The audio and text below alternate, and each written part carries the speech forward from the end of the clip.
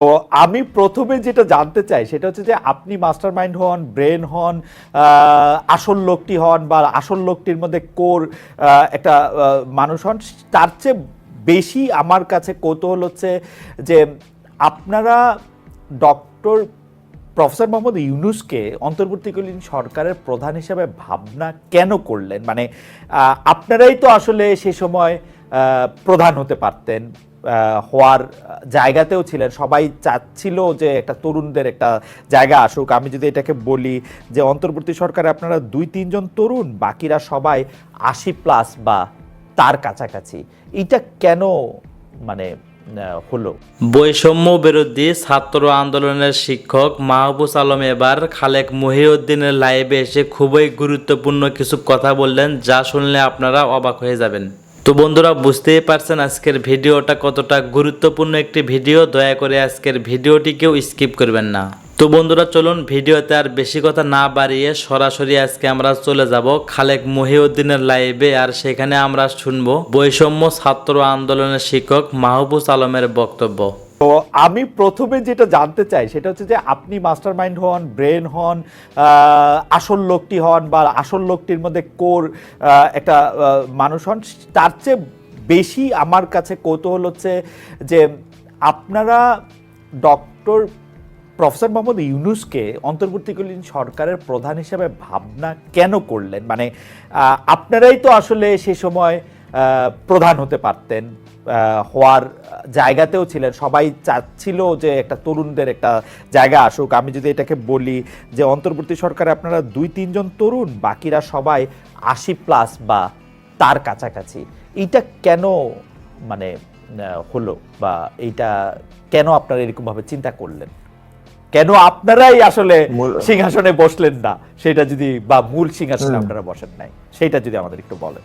জি জি basically আমাদের যে বাংলাদেশের যে রাজনৈতিক পরিস্থিতি আছে, এটা বুঝতে হবে যে 15 বছর দীর্ঘ ফ্যাসিস্ট একটা শাসন ছিল, এবং এই শাসনের পূর্ববর্তী আরো যে বছরগুলো আছে বাংলাদেশে, ওখানেও যে সংবিধানের ভিত্তিতে 72-এর সংবিধানের ভিত্তিতে রাষ্ট্র চলছিল, ওখানে আসলে বেসিক্যালি ক্ষমতা যেই কাঠামো আছে, ওই কাঠামো যথেষ্ট প্রশ্নবিদ্ধ। প্রধানমন্ত্রীর হাতে কক্ষিগত ক্ষমতা। সবকিছু মিলে এটা একটা দিক যে সাংবিধানিক ভাবে, আর একটা দিক হচ্ছে যে আপনার যেই আমাদের যে সাংগঠনিক বিস্তৃতি, অথবা আমরা যেই জনগোষ্ঠীকে সবাইকে নিয়ে যেভাবে গণ অভ্যুত্থানটা সংগঠিত করেছি, এটা তো আসলে একটা দলকে কেন্দ্র করে হয় না, বা একটা দল এটা পরিচালনা করে নাই। ফলত জনগণের ভিতরে অনেক ধরনের মানে কি বলা যায়, অ্যাসপিরেশন ছিল, বিভিন্ন ধরনের ইডিওলজিক্যাল ফরমেশন অ্যাক্টিভ ছিল। ফলত এখানে আমরা ছাত্ররা না গিয়ে বরং আমরা এমন একজন মানুষকে প্রতিনিধিত্বশীল চরিত্র হিসেবে ভেবেছি, যিনি আসলে বাংলাদেশের সব ধরনের সব স্পেকট্রামের মানুষকে ধারণ করতে পারেন। আর উপদেষ্টা পরিষদের ক্ষেত্রে যে কথা বলা হয়েছে, গড় বয়স 55 থেকে 75 ধরতে পারেন। তো ওইখানে বেসিক্যালি এটা অভিজ্ঞতার, আমি মনে করি এটা একটা দরকার আছে। আমরা যদি তরুণরা যেতাম, আমরা তরুণরা মূলত গভর্নমেন্টে বসে যেটা করতেছি সেটা হচ্ছে যে আমরা শিখতেছি, আমাদের লার্নিংটা হচ্ছে স্টেটসম্যানশিপটা শেখা, যে রাষ্ট্র পরিচালনা, নট অনলি মন্ত্রিত্ব। আমি মনে করি আমার নাহিদ এবং আসিফ এটা আমার সাথে একমত পোষণ করবেন যে এটা মূলত স্টেটসম্যানশিপটা শেখা। ইট ইজ নট অ্যাবাউট মন্ত্রিত্ব করা, ইট is not about power hold করা, বরং এটা হচ্ছে যে স্টেটসম্যানশিপটা শেখা, আর বাংলাদেশ রাষ্ট্রকে আসলে আমরা কোন জায়গায় নিয়ে যেতে চাই এটা শেখার জন্য আমাদের এটা একটা সুযোগ তৈরি হয়েছে, এই সুযোগটা আমরা নিচ্ছি। বাকি অন্যদের অভিজ্ঞতা এবং ডক্টর মোহাম্মদ ইউনূসের প্রতিনিধিত্বশীল বাংলাদেশ রাষ্ট্রকে দেশে এবং বিদেশে প্রতিনিধিত্বশীল চরিত্রের কারণে আমরা মূলত ওনাকেই আমরা অ্যাপ্রোচ করেছি, এবং উনি সদয় সম্মতি দিয়েছেন, এবং উনি এখন রাষ্ট্র পরিচালনা করতেছেন। আমরা ওনার থেকেও শিখতেছি, এবং এই শেখাটা আমরা মনে করি আমাদের সামনের দিনগুলোতে আমাদের রাষ্ট্রকল্প, আমাদের যে ভিশন আছে বাংলাদেশ রাষ্ট্রকে, এই ক্ষেত্রে আমাদেরকে সহযোগিতা করবে। এবং আমরা নাহিদ এবং আসিফ বা অন্য যারা অনেকেও বিভিন্ন উপায়ে হয়তো রাষ্ট্রকে আরো গভীর ভাবে দেখার সুযোগ পাচ্ছেন, নিবিড় ভাবে বোঝার চেষ্টা করতেছেন রাষ্ট্র আসলে কলা কৌশলটা কেমন। আই থিঙ্ক এটা আমাদের কাজে লাগবে সামনের দিনগুলোতে। আমরা তরুণরা যে আমরা অ্যাসপিরেশন নিয়ে আন্দোলন করেছি, এই অ্যাসপিরেশন গুলোকে পরবর্তীতে রাষ্ট্রে ট্রান্সলেট করার ক্ষেত্রে, রাষ্ট্রনীতিতে ট্রান্সলেট করার ক্ষেত্রে আমাদের এই কাজগুলো লাগবে। আমরা এখন শিখছি, আপনি অভিজ্ঞতা অর্জন আপনি করতেছি। বলছেন আপনি শিখছেন, তবে আমাদের প্রশ্নটা এখন একটু এরকম যে প্রধান উপদেষ্টার বিশেষ সহকারীর কাজ আসলে কি, মানে আপনি কি আসলে প্রধান উপদেষ্টাকে পরিচালনা করছেন, আপনার জায়গাগুলি থেকে বলছেন, আপনার মতো একজন পড়ুয়া গবেষক অনুসন্ধিৎসু মানুষের জন্য এখনকার দায়িত্বটা আসলে কিরকম, মানে আপনি আসলে দায়িত্বটা কিভাবে ভাগ করেছেন, মানে জনাব আসিফ এবং জনাব নাহিদের কাজটা আমরা বুঝতে পারি, তাদের কয়েকটা মন্ত্রণালয়ের স্পেসিফিক দায়িত্ব আছে, আপনি তো আসলে সব কিছু নিয়েই কাজ করছেন, সেটা আসলে কেমন? মানে আপনি আমার কথায় প্লিজ ডোন্ট টেক অফেন্স, আমি বুঝতেই চাইতেছি, কারণ এটা বাংলাদেশের ইতিহাসে এরকম কখনো ঘটে নাই যে রাষ্ট্র পরিচালনার ক্ষেত্রে আপনাদের বয়সী তরুণরা সরাসরি অংশগ্রহণ করছেন এবং আপনি প্রধান উপদেষ্টার বিশেষ সহকারী দায়িত্ব পালন করছেন। সেই ক্ষেত্রে মানে মানে আপনি প্রফেসর ইউনুসকে চালাচ্ছেন, প্রফেসর ইউনুস আপনাকে চালাচ্ছে, মানে ব্যাপারটা কিরকম আপনি যদি একটু বলেন। না, এখানে বিষয়টা হচ্ছে প্রফেসর ইউনুস যেই ধরনের মানুষ, আমি বিশেষ করে বিল ক্লিনটনের প্রোগ্রামে গিয়ে দেখেছি, স্যার যেভাবে হচ্ছে তার আইডিয়ার জায়গাটাকে গ্লোবাল করে তুলতে পারছেন, ওনাকে চালানোর মতো বুদ্ধিমত্তা এখন আমার হয় নাই এবং অভিজ্ঞতাও আমি সঞ্চার করতে পারিনি, ফলত ওই প্রশ্ন আসে না। বরং আমার রোলটা, আমাকে যে দায়িত্বটা দেওয়া হয়েছে সেটা হচ্ছে যে politics, policy and youth engagement affairs. মূলত প্রধানমন্ত্রীর দপ্তরে, প্রধান উপদেষ্টার কার্যালয়ে আরো কয়েকজন স্পেশাল অ্যাসিস্ট্যান্ট আছেন। একজন মিলিটারি দিকটা দেখেন, আরেকজন হচ্ছে ইন্টারন্যাশনাল অ্যাফেয়ার্স এন্ড বিশেষ করে বিজনেস দেখেন লুৎফে সিদ্দিকী, আব্দুল হাফিজ যদি ভুল না বলি, উনি হচ্ছে যে সামরিক দিকটা দেখেন। আমি মূলত পলিটিক্যাল এনগেজমেন্ট গুলা দেখি, পলিসি সাজেশনস গুলা দেখি, আর ইউথ এনগেজমেন্ট, ওই দুইটাতে আমি খুব কম সময় দিতে পারছি, কারণ হচ্ছে এখন আমাদেরকে বেসিক্যালি পলিটিক্যাল ল্যান্ডস্কেপে অনেক সময় ব্যয় করতে হচ্ছে।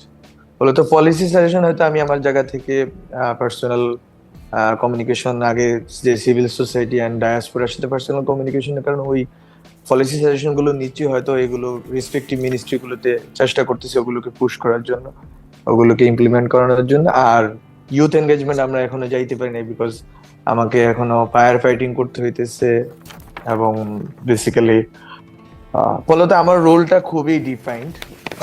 মানে আমি আসলে সবকিছু চালাই না, স্যারকে তো চালানোর প্রশ্ন আসে না। মূলত আমি এই অ্যাসপেক্টটা দেখি মানে সরকারের এই পলিটিক্যাল ল্যান্ডস্কেপে কি চলে না চলে এবং কি ধরনের এনগেজমেন্ট, এই যে দুর্গাপূজার বিষয়টা, এটাও বেসিক্যালি আমাকে দেখতে হয়েছে। এবং এছাড়া অন্য অনেক জায়গাগুলো ইস্যুজ আছে, স্ট্র্যাটেজিক্যাল, পলিটিক্যাল স্ট্র্যাটেজিক্যাল, ওগুলো হয়তো আমাকে দেখতে হচ্ছে। এই দায়িত্বটা আমি পালন করতেছি। বাকি পলিসি অ্যান্ড ইউথ এনগেজমেন্টের জায়গাগুলোতে আমি হয়তো ধীরে ধীরে ওগুলোতে এনগেজড হব আর কি। আই থিঙ্ক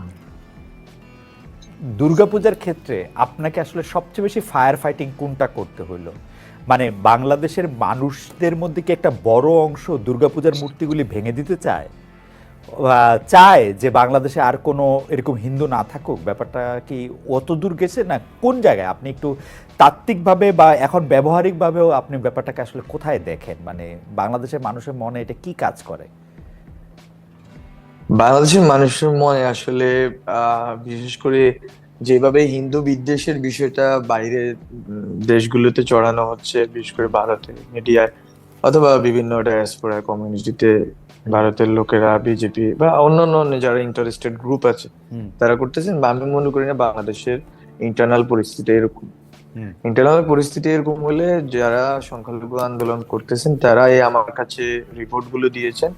তো ওই রিপোর্ট গুলো যদি আমি অ্যানালাইসিস করি, ওখানে যেই ধরনের ভ্যান্ডালাইজেশন এবং যেই ধরনের অ্যাটাক, বিশেষ করে 2 জন হত্যার কথা আমরা শুনতে পারতেছি, তো এই অ্যাটাক গুলো আমি কোনো তুলনা করতেছি না, বাট গত 15 বছরের তুলনায় একটা এত বড় গণ অভ্যুত্থান হয়ে যাওয়ার পর, এবং যেখানে হচ্ছে পলিটিক্যাল অ্যাসপেক্টটা জড়িত, কারণ হিন্দু জনগোষ্ঠীর একটা বড় অংশ বিভিন্ন কারণে, বাংলাদেশের রাজনৈতিক রাজনৈতিক ঐতিহাসিক বিভিন্ন বাস্তবতার কারণে আওয়ামী লীগের সাথে অ্যালাইন ছিল ফর ভেরিয়াস রিজনস। এটা হয়তো আমরা এক বৈঠকে এটা বিস্তারিত বলতে পারবো না, and we are not blaming them for that, but this was the situation, যে ওনারা এনগেজ ছিলেন আওয়ামী লীগের পলিটিক্স এর সাথে এবং ওনারা স্বস্তি বোধ করেছেন।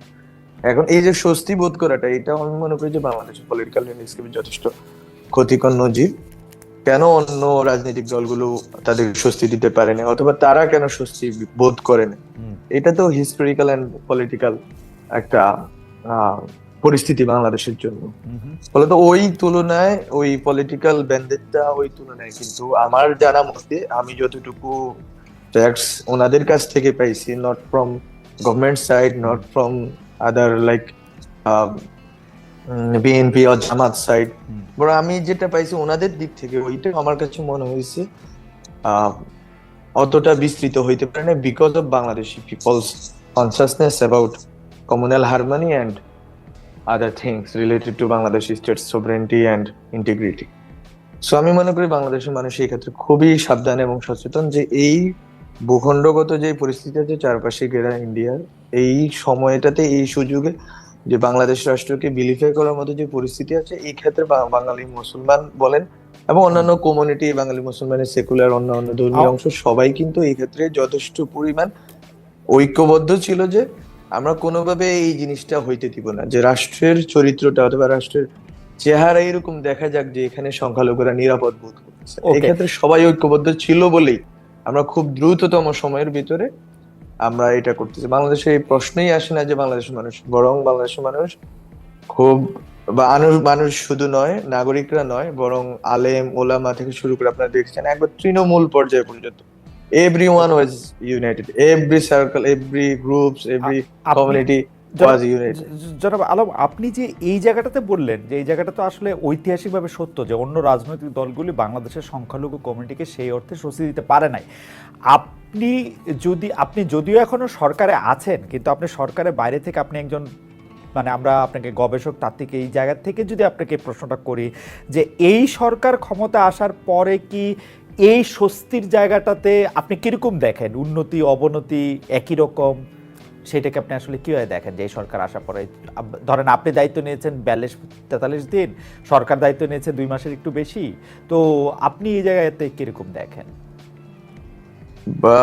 আমি যেটা বলেছি যে স্বস্তির জায়গাটা মূলত দুইটা দিক থেকেই, যে রাজনৈতিক দলগুলোতে হিন্দু জনগোষ্ঠী বা অন্যান্য সংখ্যালঘু জনগোষ্ঠী স্বস্তি পাচ্ছে না, যেমন তেমনি ভাবে সংখ্যালঘু জনগোষ্ঠীর প্রতিও রাজনৈতিক দলগুলো আস্থা পাচ্ছে না। এই যে আস্থার সংকটটা আছে বাংলাদেশ রাষ্ট্রের ভিতরে, সেই সংকটটাকে আমি মনে করি যে হিস্টোরিক্যাল, এবং আমি আমার দায়িত্বের জায়গা থেকে আমি কথা বললে এখন বাংলাদেশের মানুষ এই ক্ষেত্রে খুবই সেন্সিটিভ, তারা মনে করে যে রাষ্ট্রের জায়গাতে যেহেতু চলে গেছি, আমাকে ব্যক্তিগত আমার বুদ্ধিবৃত্তিক অন্বেষে এগুলো থামাই রাখা উচিত। সো আমি হয়তো খুব বেশি কিছু বলবো না, বাট আমার পর্যবেক্ষণ হচ্ছে যে আপনাকে গত 150-200 বছরের ইতিহাসের ভিতর দিয়ে আমরা এখানে আসছি। কলকাতা কেন্দ্রিক যে হিন্দু মিডল ক্লাস রাইজ করছে, এবং ওইটার প্রতি যে ক্ষুব্ধতা এবং জমিদার শ্রেণীর প্রতি যে ক্ষুব্ধতা পূর্ব বাংলার মুসলমানদের ছিল, সেটার ট্রান্সলেশন করছে বিভিন্ন পরতে এটা ট্রান্সলেশন করছে। পাকিস্তান আমলে হয়েছে, পাকিস্তানের আমলে অনেকগুলো দাঙ্গার ভিতর দিয়ে হয়েছে, ওই দাঙ্গার ভিতর দিয়ে আবার আওয়ামী লীগ দাঙ্গা বিরোধী, সাম্প্রদায়িকতা বিরোধী আন্দোলনের ভিতর দিয়ে আবার হয়তো হিন্দুদেরকে অ্যাকোমোডেট করার চেষ্টা করছে। তো ফলত এই যে জিনিসগুলো আছে, এটা তো এমন একটা বুনন যেটা হচ্ছে যে আপনার হিস্টোরি 60-70 বছর ধরে। এখন বিএনপি গঠিত হয়েছে 78-79 সালে। বিএনপি রাজনৈতিক অ্যাম্বিশন, ওখানে হিন্দুদের অংশগ্রহণ, মোটামুটি একটা অংশগ্রহণ আছে, কিন্তু প্রথম থেকেই ছিল, আছে। কিন্তু আমি বলতেছি যে আওয়ামী লীগের সাথে যে সম্পর্কটা, আওয়ামী মুসলিম লীগ নামের পরিবর্তন করা এবং অন্যান্য অনেকগুলো সম্পর্কের জায়গাটা, আওয়ামী মুসলিম লীগ নামের পরিবর্তনের সাথে কিন্তু অনেক ইন্টারেস্টিং একটা হিস্ট্রি জড়িত, যে সেপারেট ইলেক্টোরেট বন্ধ হয়ে গেছে। You know about that. 1954 সালে সেপারেট ইলেক্টোরেট বন্ধ হয়ে গেল।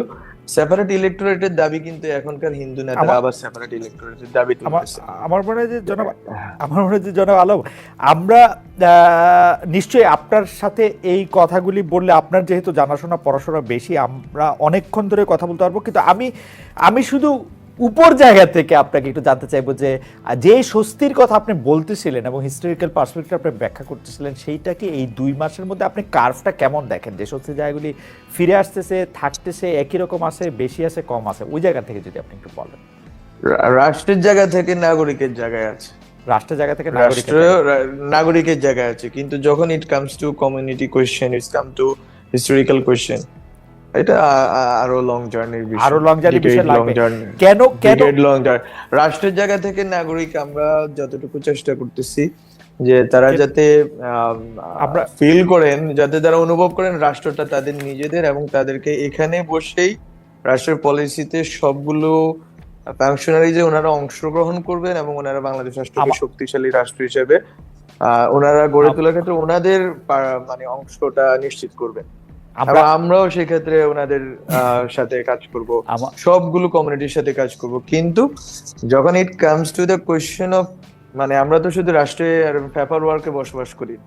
তো আমরা বসবাস করি কমিউনিটির ভিতরে, আমরা রাইট বসবাস করি পাশে প্রতিবেশের ভিতরে, আমার প্রতিবেশী। আমার আমার মনে জি। হয় যে আপনি বিষয়টি যথেষ্ট পরিষ্কার করেছেন, কিন্তু এটা আসলে আরেকটু চর্চা করার বিষয়। কিন্তু আপনি নিশ্চয়ই খেয়াল করেছেন যে আপনি প্রথম আলো পত্রিকায় একটি সাক্ষাৎকার দিয়েছেন, সেই সাক্ষাৎকারের ফলে আপনি নানাভাবে অনেকে আপনাকে ভালো বলেছেন, কেউ কেউ আপনার সমালোচনা করেছেন। যে বিষয়টা নিয়ে আপনার অনেক বেশি সমালোচনা করেছে সেটাকে একদম সহজ ভাষায় দেখলে আউট অফ কন্টেক্সট সেটাকে বাইর করা হয়েছে এরকম, যে পাকিস্তানের ইসলামের সাথে বাংলাদেশের ইসলামের একটা পার্থক্য রয়েছে, যায় না, উত্তর ভারতের ইসলামের সঙ্গে যায় না, সেরকম একটা পার্থক্যের জায়গা থেকে বলেছেন।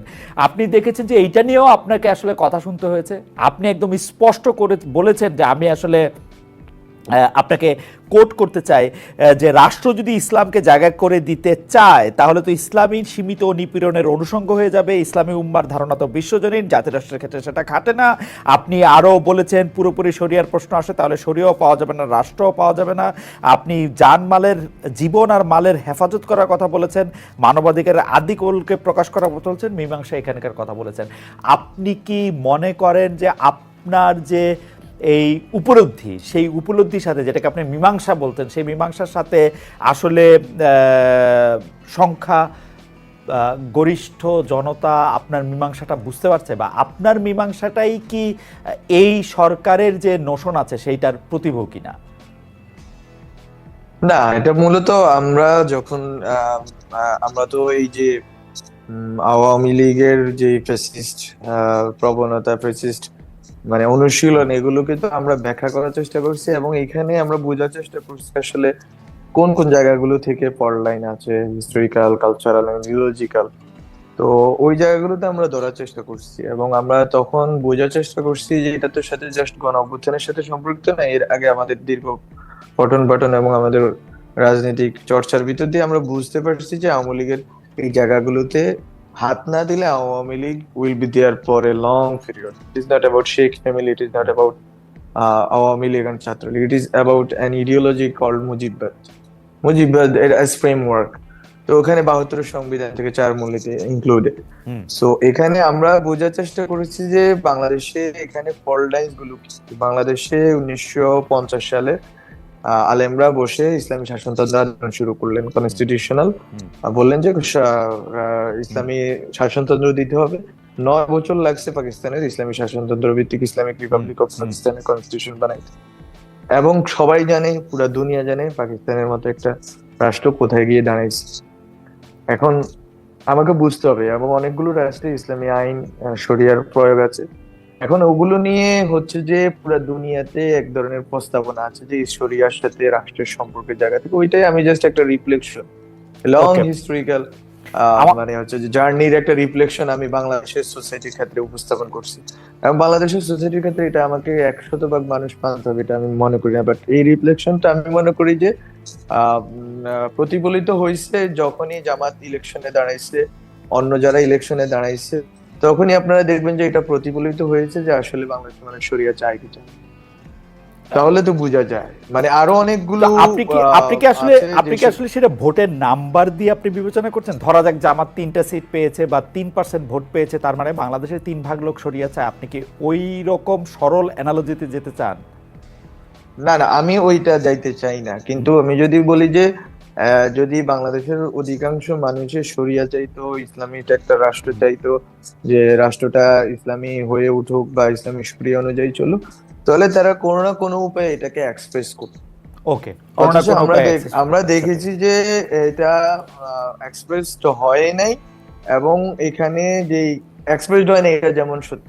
আমার প্রথম আলো ইন্টারভিউতে একটা বিষয় নিয়ে আমার সাথে যেটা হয়েছে, যেটা আমি যেই বলেছিলাম যে বাংলাদেশ রাষ্ট্র রাষ্ট্র আকারে 71-এর পর থেকে ইসলাম এবং মুসলমান কমিউনিটি কোয়েশ্চেনটাও ডিল করতে পারে, তো গ্রিভেন্স তৈরি হয়েছে। না না আমরা না এই না, বললাম মাহফুজ, এইটা সরি জনাব আলম, এইটা কিন্তু খুব ইন্টারেস্টিং একটা জায়গা যে আপনি বলেছেন যে ইসলাম এবং মুসলমান এই কোশ্চেনটা ডিল করতে পারে না, কিন্তু আপনি কি সিরিয়াসলি মনে করেন? আমরা এটা নিয়ে নিশ্চয়ই পরে আরো বিস্তারিত আলোচনা করবো, কারণ আপনার সাথে কথা বলা আনন্দদায়ক, যে বাংলাদেশ রাষ্ট্র হিসাবে বা আওয়ামী লীগ বাংলাদেশে 15 বছর থাকা হিসাবে, বা আমি যদি ধরি 21 বছর 22 বছর টোটাল শাসন আমলে, তারা কি অন্য যে ইডিওলজিক্যাল প্রশ্নগুলি, মুক্তিযোদ্ধা, চেতনা, 1971, সেগুলি কি তারা ডিল করতে পারছে? বামপন্থা, ডানপন্থা, কোনো কিছু কি তারা ডিল করতে পারছে?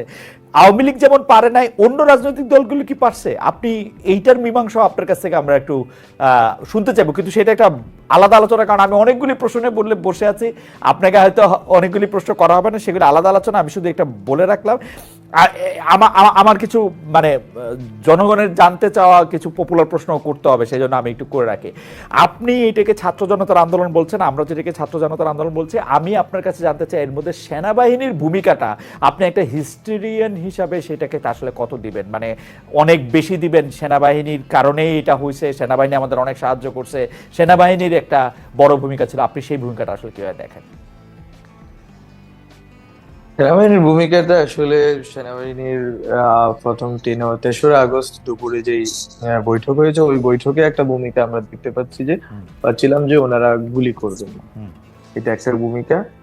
এছাড়া পরবর্তী 4 তারিখ সন্ধ্যায় কারফিউ জারি হয়েছে, বা 4 তারিখ 5 তারিখের ঘটনার সময় আমরা দেখছি যে একটা সেনানিবাস, ধরেন যদি কুমিল্লার বলি আর ঢাকা শহরে সাভারে বলি, বিভিন্ন জায়গায় বিভিন্ন প্রতিক্রিয়া হচ্ছে, কোথাও গুলি চালানো হচ্ছে, কোথাও গুলি চালানো হচ্ছে। তো আমরা মনে করি না অ্যাজ হোল সেনাবাহিনী, আমি জানি না কতটুকু ইস্যু হবে, বাট অ্যাজ হোল সেনাবাহিনী হয়তো অংশগ্রহণ করেনি, কিন্তু সেনাবাহিনীর একটা বড় অংশে জনগণের প্রতি সংবেদনশীলতা দেখাইছে। এবং পরবর্তীতে 4 তারিখের পরে তো অবশ্যই সেনাবাহিনীর যারা নেতৃত্বে ছিলেন, তারা এখনো আছেন, তারা যথেষ্ট সংবেদনশীলতার পরিচয় দিয়েছে। কিন্তু আন্দোলনকালীন সময়ে 3 তারিখ 4 তারিখে জনগণকে গুলি করার প্রশ্নে, তখন আসলে আমরা সেনাবাহিনীর যে বিশেষ করে মিড র্যাঙ্কের এবং লোয়ার র্যাঙ্কের যারা ছিলেন, আমি মনে করি যে ওরা জনগণের সাথে সংহতির জায়গাটা যথেষ্ট পরিমাণ অনুভব করেছিলেন, এবং তারা তাদের ক্যাপাসিটিতে কাজ করছেন।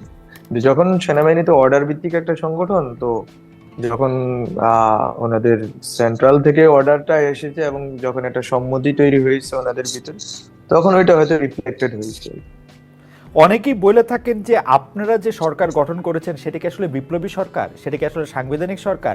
এই সরকারের মধ্যে আমি আসলে সেই তাত্ত্বিক আলোচনায় যাইতেছি না, আমি শুধু প্রশ্ন করতেছি যে এই সরকারে শেখ হাসিনা নিয়োগ করা রাষ্ট্রপতি এবং সেনাপ্রধান আপনাদেরকে সাহায্য করতেছে, আপনাদেরকে এটা রাখতে হচ্ছে, গিলতে হচ্ছে কি? মানে এইটা যদি একটু ব্যাখ্যা করতেন, যে মানে এই রাষ্ট্রপ্রধান, এই সেনাপ্রধান আপনাদের সাহায্য করতেছেন, ভালো করতেছেন, খারাপ করতেছেন, এটা বা ইটস ওকে ওইটা করা।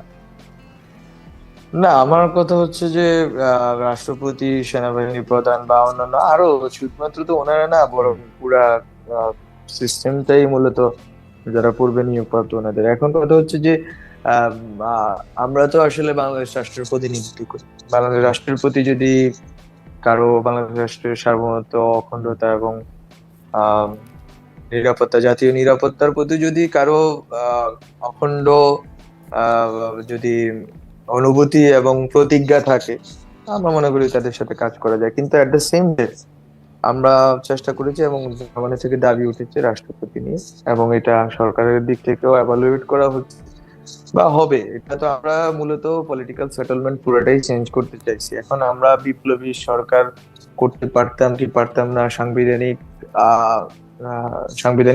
মানে কনস্টিটিউশনাল কন্টিনিউটির নামে আমরা হয়তো এটা রেখে দিলাম কিনা, অনেকগুলো কোয়েশ্চেন উঠবে। কিন্তু আসলে আমাদের জন্য ওই সময়ের ইমার্জেন্সি কিছু, ওই সময়ের ইমার্জেন্সি ছিল বাংলাদেশ রাষ্ট্রের সার্বভৌমত্ব, জাতীয় নিরাপত্তা এবং অখণ্ডতা রক্ষা করা। আমরা ওইটাকে প্রায়োরিটি দিয়েছি, এবং ওইটা হচ্ছে নিকটি, ওইটা হচ্ছে যে লিটমাস টেস্ট, ওইটার ভিত্তিতে আমরা আমাদের বন্ধু শত্রু নির্ধারণ করব। এবং ওখানে অবশ্যই ফ্যাসিস্ট যারা প্রবণতার লোক আছে বা ফেসিস্ট ইডিওলজির লোক আছে, ওই ক্ষেত্রে তো আমাদের একটা স্পষ্ট সংবেদনশীলতা আছে, এবং যারা গণহত্যায় সরাসরি অংশগ্রহণ করছে তাদের ব্যাপারে তো আছে। জনগণের পক্ষ থেকে আছে, আমাদের সরকারের পক্ষ থেকে স্পষ্ট অবস্থান এবং স্পষ্ট পদক্ষেপ আপনারা দেখতে পাচ্ছেন নিয়মিত, সেটা তো থাকবেই। অর্থাৎ ফলত এইটা হচ্ছে ফ্রেমওয়ার্ক। অর্থাৎ রাষ্ট্রের সর্বোচ্চ পদাধিকারী যিনি আছেন রাষ্ট্রপতি, তার অবস্থান সেটিও আপনারা একটি ফ্রেমওয়ার্কের মধ্যে ইভালুয়েট করছেন এখন এই মুহূর্তে। না, এটা তো প্রথম থেকে। এখন তো আমরা তো আসলে জনগণের সরকার। জনগণ যদি কালকে মনে করে যে আহ, আহ, আমার জনগণের একটা বড় অংশই যদি মনে করে যে তারা চাচ্ছে না, তাহলে তো, এবং আগে থেকেই চাচ্ছে না, ফলে তো আমাদেরকে তো এগুলো ভাবতে হবে। আমরা তো জনগণের বাইরের কিছু না, বা আমরা কোনো জনগণের ম্যান্ডেটে আমাদের ম্যান্ডেট, জনগণ থেকে আমরা বিচ্ছিন্ন কিছু না।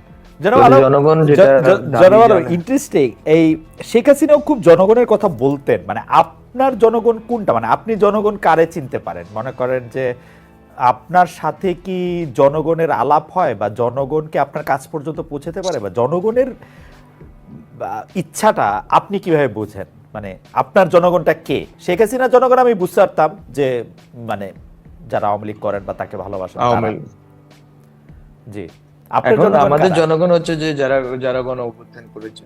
আমি মনে করি বাংলাদেশের অধিকাংশ মানুষ আচ্ছা, আওয়ামী লীগের সরাসরি ফেসিস্ট যারা এনাবলার আছে, এবং ফেসিস্ট অ্যান্ড ফেসিস্ট এনাবলার যারা আছে বিভিন্ন প্রক্রিয়ায় বিভিন্ন সংগঠনে, এছাড়া বাকি বাংলাদেশের সব জনগণই এই সরকারের পিছনে ঐক্যবদ্ধ আছে, এবং তাদের দাবি, তাদের আশা আকাঙ্ক্ষা শোনার মতো বিভিন্ন স্পেস, উইন্ডো খোলা আছে। এটা অন্তত দুর্গাপূজার ইভেন্টে আপনারা বুঝতে পারেন এত বড় একটা কমিউনিটির উৎসবের ক্ষেত্রে আমরা কিভাবে ওনাদের সাথে এনগেজ হয়েছি, এবং ওনাদের দাবি দাওয়া মানার ক্ষেত্রে আমরা কিভাবে ওনাদেরকে কাছে পৌঁছাইছি, আমরা নিজেরা গিয়ে পৌঁছেছি। ওকে, ওনারা দাবি দেওয়া জানাইছেন মাঠে, আমরা গেলাম, আমরা কথা বললাম ওনাদের কাছ থেকে শুনলাম। এই যে ডায়ালগের ভিত্তিতে আমরা কিন্তু রাষ্ট্রটা পরিচালনা করছি। কোনো আরবিট্রারিনেস নেই রাষ্ট্রের ভিতরে, যেটা ডক্টর মোহাম্মদ ইউনূস স্যার বারবার বলেছেন যে এই যে কোনো আরবিট্রারিনেস এটা রাষ্ট্রের ভিতরে, বরং এটা চলতেছে জনগণ এবং রাষ্ট্রের যে কলকব্জা, এটার ভিতরে কনসালটেশন চলতেছে। ওকে। এবং আমি মনে করি এই কনসালটেশনের ভিতরে রাষ্ট্রটা আরো শক্তিশালী রূপ ধারণ আমরা করবে। আমরা আমাদের ঠিকানার জনগণকে প্রশ্ন করেছিলাম। আমরা আপনি আসছেন বলে আমরা দুটি জরিপ পরিচালনা করেছি। জরিপের প্রথমটি আমরা ঠিকানার দর্শকদের প্রশ্ন করেছিলাম যে রাষ্ট্র মেরামত প্রশ্নে ডক্টর ইউনূসের সরকার সঠিক পথে আছে বলে মনে করেন কিনা। শতকরা 41% দর্শক মনে করেছেন যে হ্যাঁ সঠিক পথে আছেন, না মনে করেন শতকরা 59% দর্শক। 62,000 দর্শক আমাদেরকে ভোট দিয়েছেন। পরের টা নিয়ে আমরা আসছি। যেহেতু জনাব আলম আপনি মানে যাদের কথা বলছিলেন সেই জায়গা থেকে আমি একটা কথা বলি, আপনি নিশ্চয়ই আপনাকে বিভিন্ন বিষয়ে বিভিন্ন প্রশ্ন মানে ক্যাবিনেটের বাইরে আপনার সম্মুখীন হয়। তো একটি প্রশ্ন অনেকটা এরকম যে ডক্টর ইউনূস সম্প্রতি ভয়েস অফ আমেরিকাকে একটি সাক্ষাৎকারে বলেছিলেন প্রথমে স্বীকার করতে হবে যে ছাত্ররা বলছে আমরা রিসেট বাটন পুশ করেছি, এভরিথিং ইজ গন, অতীত নিশ্চিতভাবে চলে গেছে। এই প্রশ্নটার নানা রকম ব্যাখ্যা, এই কথাটার নানা রকম উপস্থাপন আপনি দেখতে পাচ্ছেন।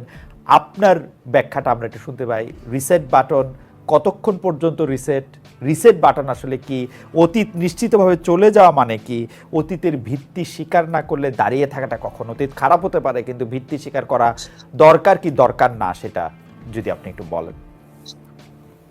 এই ক্ষেত্রে গভর্নমেন্টের অবস্থান এবং আমাদের নিজস্ব রাজনৈতিক যারা পরিসরে ছিলেন, বা আমরা যারা এই আন্দোলনের সাথে ছিলাম, তাদের অবস্থান খুবই স্পষ্ট যে 1971 হচ্ছে আমাদের জন্য একটা মাইলস্টোন, এবং ওখান থেকে আমরা শুরু করি।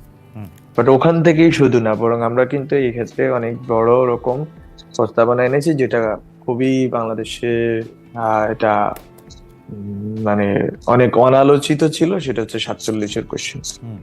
47, 71 এবং 24 আমরা এক সুতায় গাঁথার চেষ্টায় আছি, এবং পলিটিক্যাল কমিউনিটি আকারে বাংলাদেশের জনগণ যে লড়াইটা করছে, বিশেষ করে বাঙালি মুসলমান, এই লড়াইটা আমরা এইটাকে গুরুত্বপূর্ণ মনে করতেছি। বলতে 71 আমাদের কাছে খুবই গুরুত্বপূর্ণ। আমরা রিসেট বাটন সার্জারি অর্থ বলতেছেন, এটা হচ্ছে ব্যবস্থা। এটা কোনোভাবে 71 না, এটা কোনোভাবে মুক্তিযুদ্ধ না, বরং যে ব্যবস্থার ভিতর দিয়ে একটা ফ্যাসিস্ট স্বৈরাচার তৈরি হয়, সেই ব্যবস্থাকে রিসেট করার কথা স্যার বলেছেন। রিসেট বাটন ওই ব্যবস্থার উপর টেপা হবে, ওই ব্যবস্থার ক্ষেত্রে টেপা হবে, এবং আমরা একটা নতুন ব্যবস্থার ভিতরে ঢুকবো, যেটা আমরা বলেছিলাম আমাদের নাহিদ ইসলাম যে এক দফায় যেটা ঘোষণা করেছে যে রাজনৈতিক বন্দোবস্ত, নতুন রাজনৈতিক বন্দোবস্ত, স্যার মূলত এটার কথাই বলছে। ওকে, আরেকটি প্রশ্ন নিশ্চয় আপনাকে অনেকবার এর সম্মুখীন হতে হচ্ছে যে নিষিদ্ধ সংগঠন হিজবুত তাহরিরের সাথে আপনার কি একটা সম্পর্ক রয়েছে কি রয় নাই, আপনার কি তাদের প্রতি আলাদা করে কৃতজ্ঞতা আছে কি না? কারণ হিজবুত তাহরির সরকার পতন আন্দোলনে সক্রিয় ছিল, তো অন্যদিকে কালো ব্যানার নিয়ে হঠাৎ করে কালেমা লেখা ব্যানার খোদ ঢাকা শহরে নিয়ে মিছিল বেরোচ্ছে, এগুলি নিয়ে আসলে আপনার অবস্থান কি? আপনি যদিও পরিষ্কার করেছেন, মানে কেউ এরকম কোনো দেখাতে পারে নাই যে আপনার সাথে হিজবুত তাহরিরের কোনো রকম সম্পর্ক রয়েছে। কোথা থেকে এটা আসলো, ভারতীয় পত্রপত্রিকায় কোথা থেকে এটা বললো, সেটি আলাদা প্রশ্ন। আপনার জায়গা থেকে আপনি হিজবুত তাহরিরকে আসলে কিভাবে দেখেন, সেটা যদি একটু বলতেন। যারা হিজবুত তাহরির বলেছেন তাদের উপর burden of proof, it is not my concern to prove. জি, আপনি ঠিক আছে, তারা আপনার ব্যাপারটা যদি নাও থাকে, হিজবুত তাহরিরের যেহেতু সরকার পতন আন্দোলনে সক্রিয় ছিল, আপনাদের কোনো কৃতজ্ঞতা বা আপনাদের কোনো দায়বদ্ধতা আছে? হিজবুত তাহরির রাজনৈতিকভাবে সংগঠন হিসেবে নিষিদ্ধ ছিল 5ই আগস্ট পর্যন্ত, এবং এখনো নিষিদ্ধ। এখনো যদি হ্যাঁ, এখনো নিষিদ্ধ, ওকে, আইনত নিষিদ্ধ সংগঠন। এবং যদি হিজবুত তাহরিরের প্রতি কোনো দায়বদ্ধতা থাকতো, তাহলে জামাতের আমির যেভাবে দাওয়াত পেয়েছেন 5ই আগস্টে, সেইভাবেই হিজবুত তাহরিরের যিনি দায়িত্বে আছেন, আমি জানি না, তাদেরকে চিনি না, কোনোদিনও তাদের সাথে আমার মুখ দেখা দেখি হয় নাই। একটা তো ইন্টারেস্টিং। তো এইটা ওদেরকে দাওয়াত দেওয়ার কথা, অথবা ওরা আজকে পর্যন্ত যেভাবে করতেছে কাজবাজ, যেভাবে তারা এক্সপ্রেস করতেছে, তাদের এক্সপ্রেশনের ক্ষেত্রে সরকারের অবস্থানের ব্যাপারে আপনারা দেখেছেন 3 জনকে গ্রেপ্তার করা হয়েছে, পরে ছেড়ে দেওয়া হয়েছে, বাট আমরা সরকার জায়গা থেকে বিভিন্ন ডেটারেন্স নেওয়া হয়েছে এবং নেওয়া হবে আরো। তো এখানে আসলে কোন রকম আন্ডার টেবিল কোনো এগ্রিমেন্ট নেই, কোনো কৃতজ্ঞতার বোধ নেই, বরং বাংলাদেশের জনগণের একটা বৃহত্তর অংশ যাদের বিভিন্ন অ্যাসপিরেশন আছে। কারো অ্যাসপিরেশন আছে বাংলাদেশ পুরাটা ইসলামী রাষ্ট্র হয়ে যাক, কারো অ্যাসপিরেশন আছে বাংলাদেশ অখণ্ড ভারতের অংশ হয়ে যাক, থাকতেই পারে। কারো অ্যাসপিরেশন আছে বাংলাদেশ থেকে চিটাগাং হিল ট্রেক্স আলাদা হয়ে যাক, থাকতেই পারে। এখন সবগুলো অ্যাসপিরেশন আমাদের ভাবতে হবে যে মানে অধিকাংশের অ্যাসপিরেশন তো বাংলাদেশ রাষ্ট্র একটা শক্তিশালী রাষ্ট্র, যেটার কাঠামো আমরা একটা স্বাভাবিক রাষ্ট্র হিসেবে যেরকম কাঠামো থাকবে, একটা সেকুলার কাঠামো থাকবে। আমরা এই প্রসঙ্গগুলিতে জনাব আলম, আমরা এই প্রসঙ্গগুলিতে আসবো। আপনি যে বললেন বলে আমি একটু বলতেছি যে সেনাবাহিনী প্রধান যখন প্রথমে আলোচনার কথা বললেন 5 আগস্টের পর বাংলাদেশে একটা শূন্যতা, সরকার নাই, কি হবে না হবে সবার মধ্যে থেকে এক ধরনের, তখন উনি প্রথমেই জামাত ইসলামের কথা বললেন। তো ওই শুধু জামাত ইসলামের কথা বলার জন্য না, আমরা কিন্তু খেয়াল করছি যে জামায়াতের সঙ্গে অন্তর্বর্তী সরকারের ঘনিষ্ঠতা অন্য দলগুলির চেয়ে একটু বেশি, মানে মনে হয় আর কি, প্রশাসনে বিশ্ববিদ্যালয়ে জামাত ঘনিষ্ঠরা বেশি নিয়োগ পাচ্ছেন, এমন অভিযোগও আছে। জামাত সরকারের পক্ষে কথা বলায় তাদের সঙ্গে বিএনপির দূরত্ব একটু বেড়ে গেছে বলে মনে হচ্ছে। সমন্বয়কদের কেউ কেউ শিবির নেতা হিসেবে নিজেদেরকে ঘোষণা দিচ্ছেন। বিএনপির তুলনায় কি আপনারা জামায়াতকে বেশি গুরুত্ব দিচ্ছেন, বা মানে এইটা যদি একটু আপনারা বলেন আর কি, আমি আপনি যদি বলেন, এটা 2-3টা বিষয় একটু বললাম। রাষ্ট্রের দায়িত্বশীল জায়গা থেকে তো আমি কাউকে গুরুত্বপূর্ণ করে দেওয়ার বা মানে মনে করার কোনো প্রশ্ন, আচ্ছা, বরং এটা তো রাষ্ট্রের দায়িত্ব জায়গা থেকে এটা খুবই ক্লিয়ার। বরং সবগুলো রাজনৈতিক দল গণতান্ত্রিক ভাবে যারা রাজনীতি করছে, এক্সক্লুডিং হিজবুত তাহরির, বিকজ তারা তো ডেমোক্রেটিক ওয়েতে রাজনীতি করতে চায় না, বলে তো আমি এটাই আমার ফেসবুক পোস্ট এসে পড়ছে, আমি কোন নন ডেমোক্রেটিক কোনো প্রসেসের সাথে জীবনেও জড়িত ছিলাম না, জড়িত হওয়ার প্রশ্নে আছে। বরং গত 7 বছরে ক্যাম্পাসে গণতান্ত্রিক যতগুলো আন্দোলন আছে, ফিল্ম অ্যাক্টিভিজম থেকে শুরু করে যত ধরনের অ্যাক্টিভিজম আছে, সব জায়গাতে আমার উপস্থিতি ছিল, এবং যারা আছে ক্যাম্পাসে প্রগতিশীল থেকে শুরু করে ডান, সবাই আমাকে ওইভাবেই চিনেন, টিচার সবাই। তো আমার এই জন্য বলছি, আমার প্রুভ করার কিছু নেই এখানে। ইট ইজ দেয়ার না এটা কি মনে হয়, আচ্ছা না আপনি প্রুফ করেন না, আপনি কিন্তু আমি যদি প্রশ্নে আসি, আমি যদি জি। উত্তরে আসি আপনার, জি। যে এখানে বেসিক্যালি বিএনপি, জামাত বা অন্যান্য রাজনৈতিক সংগঠন কাউকে কোনো ভ্যান্টেজ পয়েন্ট দেওয়া হচ্ছে না, বরং সবাই এখানে আহ সরকার যখন আলোচনা করতেছেন সবাইকে ডাকা হচ্ছে। আপনারা দেখবেন গত শনিবারে সবাইকে ডাকা হলো, বিএনপি, জামাত, তারপর ইসলামী আন্দোলন, হেফাজত, তারপর হচ্ছে যে গণতান্ত্রিক জোট, বামফ্রন্ট, মানে তারপর হচ্ছে যে এবি পার্টি এবং গণ অধিকার পরিষদ, মানে যত ধরনের গণতান্ত্রিক শক্তি আছে যারা জনগণের পক্ষে দাঁড়াইছে, শেখ হাসিনার ফ্যাসিজমের বিরুদ্ধে দাঁড়াইছে, তাদের সবাইকে কিন্তু সরকার অ্যাকোমোডেট করার চেষ্টা করছে। সরকার একটা টেবিলে এনে আলোচনা এবং পরামর্শের ভিত্তিতে এই রাষ্ট্রটা চালানোর চেষ্টা করতেছে। মানে আওয়ামী তো লীগ বাদে, আমি আওয়ামী মনে লীগ করি না বাদে এখানে সবাইকে, কোনো কেউ আওয়ামী লীগ advantage বাদে point পাচ্ছে, সবাই, এটা আমি দৃশ্য তো আমি দেখতেছি না। জনাব আলম আওয়ামী লীগ বাদে সবাইকে আপনারা ডাকছেন? জি, অবশ্যই ডাকছি, কিন্তু জাতীয় পার্টির ক্ষেত্রে হয়তো স্টুডেন্টদের একটা বড়সড় প্রতিবাদ আছে, কারণ জাতীয় পার্টি গত তিনটা সরকারেই, বিশেষ করে যে 14, 18 এবং 24-এ যে ইলেকশন, এই ইলেকশন তিনটাতে যেগুলো আমরা মনে করি অবৈধ এবং মানে বাংলাদেশের জনগণের সাথে প্রতারণামূলক ফ্যাসিস্ট যে আচরণ করেছে এবং ভোটাধিকার হরণ করছে, এই জায়গাতে ওরা অ্যাকমপ্লিস ছিল। ফলত তাদের ক্ষেত্রে জনগণের একটা, জনগণ, ছাত্র, বিভিন্ন নাগরিক শক্তির এক ধরনের আহ সংবেদনশীলতা আছে, এক ধরনের সীমা মানে রিজার্ভেশন আছে। ফলত তারা হয়তো এই ক্ষেত্রে একটা ইকুয়েশনে বাদ পড়ার কথা আছে, বা কখনো আসছেন, কখনো তখন আবার জনগণ, ছাত্রদের পক্ষ থেকে দাবি তোলা হচ্ছে যে ওদেরকে যাতে কোনোভাবে না আসতে দেওয়া হয়। ফলত এই জায়গা আছে। এছাড়া বাংলাদেশের সব স্পেকট্রামের সব ধরনের সংগঠন, রাজনৈতিক সংগঠন, সামাজিক সংগঠন, সুশীল সমাজ, যাদেরকে বলি সিভিল সোসাইটি বলি, সুশীল না বলি যদি, এরা সবাই কিন্তু আমাদের সাথে আছেন। আমরা তাদের সাথে নিয়মিত পরামর্শ এই ভিত্তিক এই পর্যায়ে কাজ করতেছি এবং এই পর্যায়ে একটু যদি ডায়ালগ চলতেছে। এই পর্যায়ে আপনি ডায়ালগ যদি একটু চলতেছে। যদি সিদ্ধান্ত যদি হয়ে থাকে তাহলে যদি আপনি একটু জানাইতেন, কারণ হচ্ছে যে এই জাতীয় পার্টি বিষয়ে আপনারা আসলে তৃতীয় দফা সংলাপে আসলে দেখতে চাইতেছেন না ছাত্রদের একটা বড় অংশ, কেউ কেউ আন্দোলনের ঘোষণাও দিয়েছেন, আপনি জানেন। আপনারা কি জাতীয় পার্টিকে মাইনাস করার বা জাতীয় পার্টিকে না ডাকার কোনো সিদ্ধান্ত কি নিয়েছেন? অফিসিয়ালি সিদ্ধান্ত নেওয়া হয় নাই, বরং এটা জনগণের আকাঙ্ক্ষা যে আচ্ছা। যে কেউ ফ্যাসিস্ট সরকারের সাথে দালালিতে অংশগ্রহণ করেছে, অবৈধ নির্বাচন, অবৈধ ক্ষমতা দখলে অংশগ্রহণ করেছে, তাদের ব্যাপারে যেন সরকার শক্তিশালী পদক্ষেপ নেয়। এটা সরকারের প্রতি জনগণের একটা দাবি, ওকে। ছাত্রদের দাবি, একটা বড় অংশের দাবি। এখন সরকার এখনো এটা ডিসাইড করে নেই, এটা আমি বলবো না, বরং আমার সূত্র মতে সরকারের এটা না ডাকারই কথা, কারণ জনগণ চাচ্ছে। আচ্ছা, তার মানে জনগণের আকাঙ্ক্ষাটা এখানে স্পষ্ট, জনগণ এখন আর জাতীয় পার্টিকে এই আলোচনার মধ্যে দেখতে চায় না, সেটাই তো আমরা বুঝতে পারছি আপনি যে যে যে আকাঙ্ক্ষা। না, হ্যাঁ, এটা এটা সরকারের পক্ষ থেকে মাইনাস না, বরং যে কেউ ফ্যাসিস্ট শক্তির সাথে ছিল তাদেরকে আসলে জনগণের মাইনাস করে দিচ্ছে।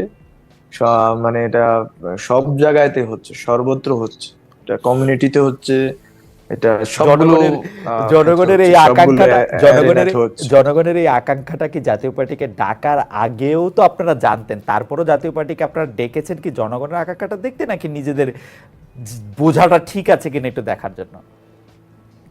না না না, বরং এটা এটা বেসিক্যালি প্রথমবার যখন জাতীয় পার্টিকে ডাকা হয়েছিল, আমার বোধহয় তখন আমি ছিলাম, আমি যতটুকু জানি ওই সময় আমি অ্যাক্টিভলি পার্টিসিপেট করি নাই আমি এই প্রসেসে, so I don't know about that. আমি আসলে ওইটার দায়িত্ব নিয়ে কথা বলতে পারবো না। ওকে। বাট ওই সময় ডাকার ব্যাপারে আমি দেখেছি যে একটা রিজার্ভেশন তখনও ছিল। আমি তখনও দায়িত্ব নিইনি, আমার যদি ভুল না বলি আমি। আচ্ছা ঠিক আছে, আমরা এবার আরেকটা জরিপের ফলাফল আপনাদেরকে শোনাই। সেটি হচ্ছে যে আমরা বৈষম্য বিরোধী সমন্বয়কদের রাজনৈতিক দল সম্পর্কে দর্শকদের জানতে চেয়েছিলাম। প্রিয় দর্শক, বৈষম্য বিরোধী সমন্বয়কদের নিজস্ব রাজনৈতিক দল প্রতিষ্ঠা করা দরকার মনে করেন কিনা? শতকরা 41% দর্শক মনে করছেন যে তারা মনে করেন যে সেটা করতে হবে, শতকরা 59% মনে করছেন সেটা করবেন না। অতি অল্প সময় ছিল, সেটি আসলে 37,000 দর্শক এটি ভোট দিয়েছেন। এই প্রসঙ্গ আমরা আসব, কিন্তু যারা মাহফুজ আলম, আমরা আপনি প্রথমে যে বিষয় নিয়ে কথা শুরু করেছিলেন, একটি বয়ান বা মানে মানে যেটিকে আমরা আসলে বয়ান তৈরি করাই বলি, যে আওয়ামী লীগের একটি তৈরি করা বয়ান এরকম ছিল যে বা কেউ কেউ এই বয়ানটা বিশ্বাসও করত, বা তারা মনে করতো যে হ্যাঁ এই বয়ানটা সত্য, যে তারা ক্ষমতায় থাকলে সংখ্যালঘুরা ভালো থাকে।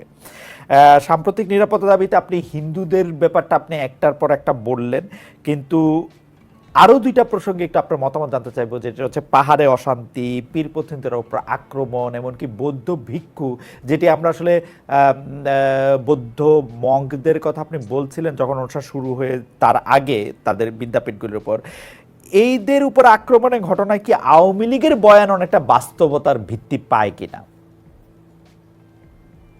না, বরং হচ্ছে যে আওয়ামী লীগের আমলে এর চেয়ে বেশি নিপীড়ন নির্যাতনে তারা শিকার হয়েছে, এটা হচ্ছে সত্য কথা। এবং বাংলাদেশে সেটাকে ডেটা আপনি ঐকিক নিয়ম যেটা করে বলে, দেখছেন জনাব আবুল মাহফুজ আলম? বারকাত সেটাকে সাহেব আপনি তিনি ঐকিক নিয়ম মূলত করে দেখছেন? স্পষ্টতই আওয়ামী মানে আওয়ামী লীগের লীগের আমলে সাথে বেশি হয়েছে কি সেটা ঐকিক নিয়ম করে দেখছেন? মানে 5 বছরে কতটা হয়েছে, 2 মাসে কতটা হয়েছে, ওরকম নাকি আপনি বেশি না হয়েছে না মানে সেটার স্ট্যাটিস্টিক্স না কি? এখন এখন এখন আমার কথা হচ্ছে যে 2 বছর 1 বছর, এখন আমি তো 2 বছর যাইনি। এখন আপনি যদি আমাকে এই 2 মাস সময় দেন যে আপনার 2 মাস হয়েছে, এই 2 মাসে কতটুকু হয়েছে, এইভাবে কিন্তু আমরা বোধহয় অবজেক্টিভলি জিনিসটা দেখতে পারবো না। আপনি কিভাবে এখন আমি যদি দেখতেছেন পাঁচ সেটাই বছর জানতে চাইছিলাম আর পাঁচ কি। বছর যদি থাকে সরকার, 2 বছর থাকে, 3 বছর অথবা 1 বছর থাকে, তখন আমরা বুঝতে পারি। এটা তো রেশিও দিয়ে ঠিক হয় না।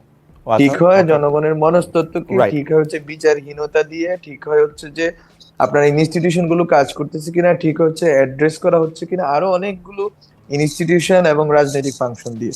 সেখানে আওয়ামী লীগ চরম ভাবে ব্যর্থ। ওকে। এবং সেক্ষেত্রে বরং আমাদের সরকার যথেষ্ট পরিমাণ সংবেদনশীলতা এবং দায়িত্বশীলতার পরিচয় দিচ্ছে এবং অ্যাড্রেস করা শুরু করেছে। এবং আমি আশা করি শুধু হিন্দুদের নয়, বরং বৌদ্ধদের বলি, পীরপন্থীদের বলি, এবং অন্যান্য যারা অনেক অন্যান্য সংখ্যালঘু জনগোষ্ঠী যারা, সবার কোশ্চেনকে এই সরকার অ্যাড্রেস করবে। এবং কাউকেই এই ক্ষেত্রে আমরা কোনোভাবে সংখ্যালঘু বোধের জায়গা থেকে আমরা দেখবো না, বরং রাষ্ট্রের নাগরিক হিসেবে দেখা হবে সবাইকে। এটা হচ্ছে খুবই স্পষ্ট আমাদের অবস্থান। এবং এই ক্ষেত্রে আমরা সবগুলো ইনস্টিটিউশনকে মোবিলাইজ করাবো রাষ্ট্র।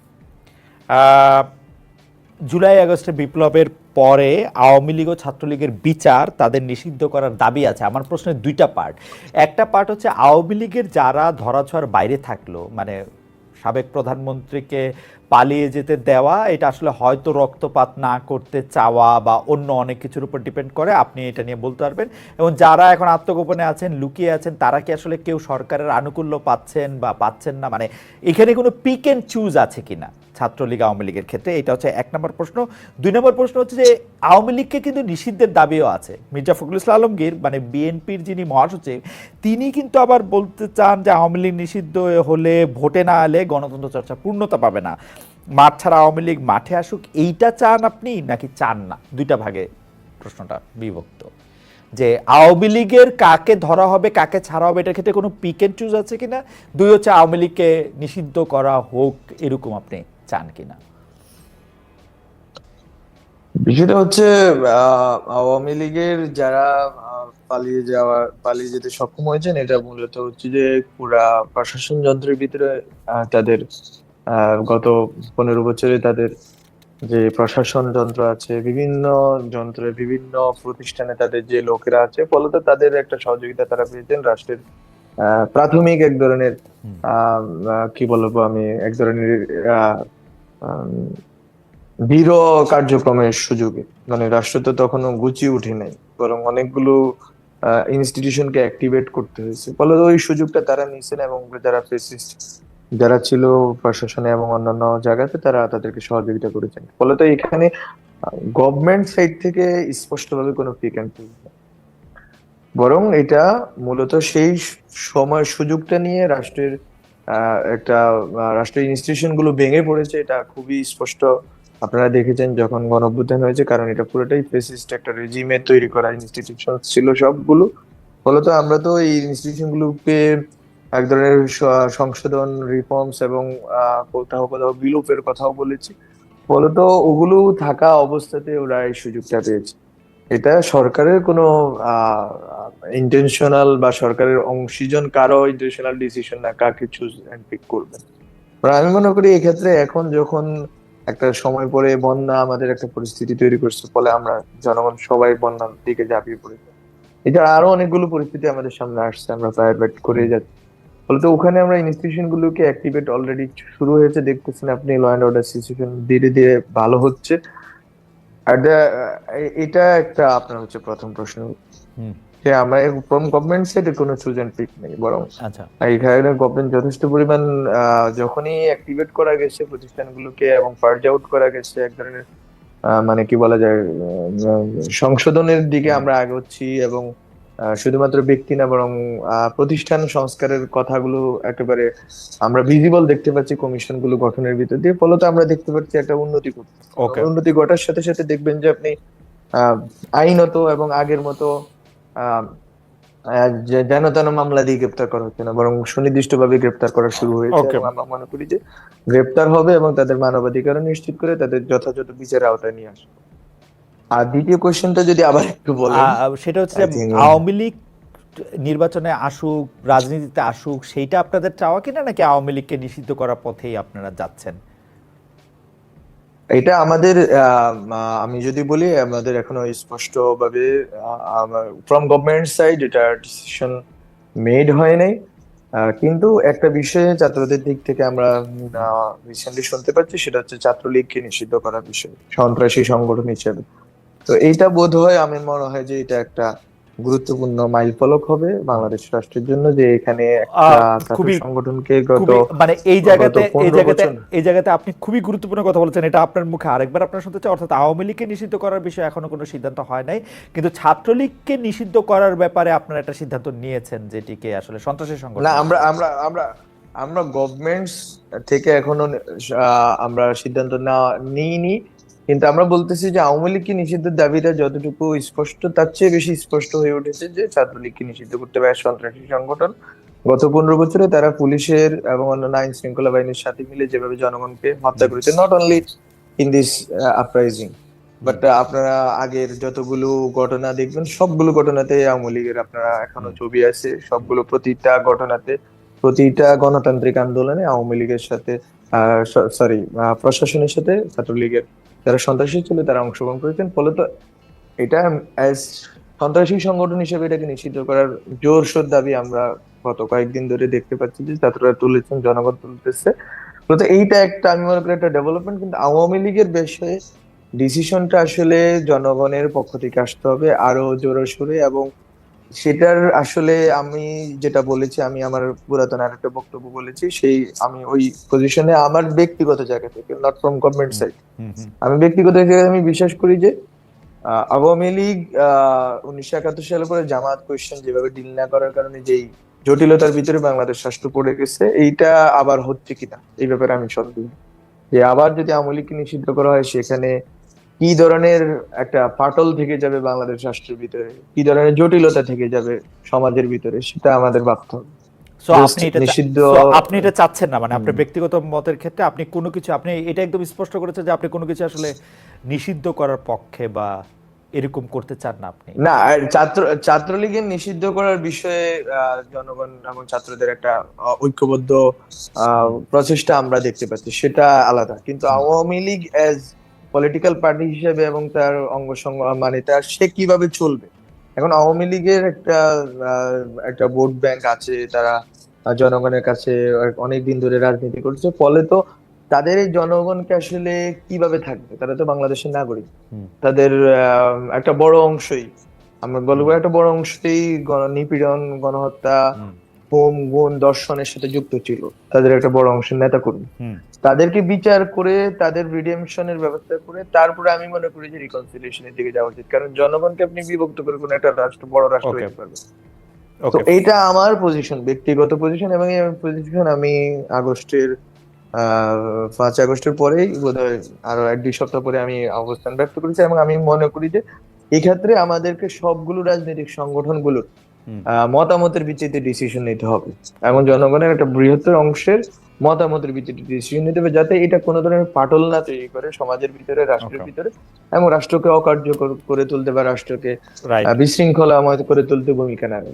ফলত আমরা গ্রেটার ইন্টারেস্টের দিকে দেখব, এবং ওখানে আওয়ামী লীগের নিষিদ্ধ করা যদি মনে হয় যে বাংলাদেশের গ্রেটার ইন্টারেস্টের জন্য গুরুত্বপূর্ণ এবং ফেসিস্ট ইডিওলজি এবং প্রবণতা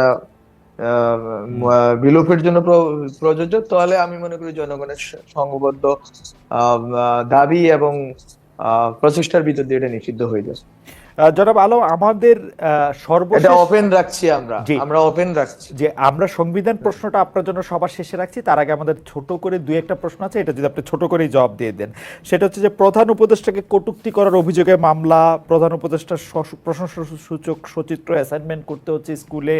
আমরা দেখতে পাচ্ছি যে উপদেষ্টাদের বিরুদ্ধে কথা বললেও সেখানে মামলা হয়ে যাচ্ছে। সেগুলিকে আপনারা কীভাবে দেখেন? একজন প্রধান উপদেষ্টাকে বা সরকারকে সমালোচনা করার জন্য একজন সরকারি কর্মকর্তাকে বরখাস্ত করা হয়েছে। আমরা কি আসলে সেই আওয়ামী লীগ আমলের স্টাইলই রয়ে গেছে কিনা, জানাব মাহফুজ আলম? এখন এখন এখানে হচ্ছে গুরুত্বপূর্ণ যে ইকুয়েশন, সেটা হচ্ছে একটা ফ্যাসিস্ট ইডিওলজি এন্ড দল পরাজিত করা, হুম, আর এর পরবর্তী সরকারকে আপনি আগের কোন সরকারের সাথে মিলিয়ে দেখতে পারেন। এটা হচ্ছে এক ধরনের গুরুত্বপূর্ণ, যেটা অনেকেই ইভেন এখানকার রাজনৈতিক সংগঠনগুলোর ভিতরে অনেকেই হয়তো ভুলে যান।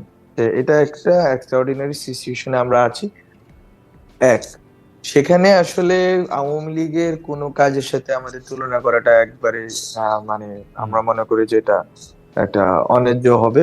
But at the same time আমি যেটা বলবো যে এটা প্রধান উপদেষ্টাকে কটূক্তি করার জন্য যতটা না, বরং এটা হচ্ছে যে শহীদ আবু সাইদ হুম, কটূক্তি করার জন্য, এবং তাকে সন্ত্রাসী হিসেবে ঘোষণা করেছেন। আপনি একজন শহীদকে কোনোভাবে একজন সন্ত্রাসী বলতে পারেন না। এটা হচ্ছে যে পাকিস্তানিদের এরকম টার্ম ছিল, পাকিস্তানিরা মূলত যারা মুক্তিযুদ্ধে ছিল ওদেরকে সন্ত্রাসী বলতো। ওকে, ওকে, তো মূলত মূলত ওরা পাকিস্তানিদের হানাদারদের কথার মতো কথা বলতেছে। তো আমি মনে করি এটা গণ অভ্যুত্থান পরবর্তী সরকারের কাছে সবচেয়ে গুরুত্বপূর্ণ হচ্ছে এই 1500 শহীদ, প্রত্যেকজন শহীদই আমাদের কাছে গুরুত্বপূর্ণ। একজন শহীদের প্রতি কটূক্তি, এটা আমাদের পুরা রাষ্ট্রকল্পের বিরুদ্ধে আমি মনে করি ষড়যন্ত্র এবং কটূক্তি।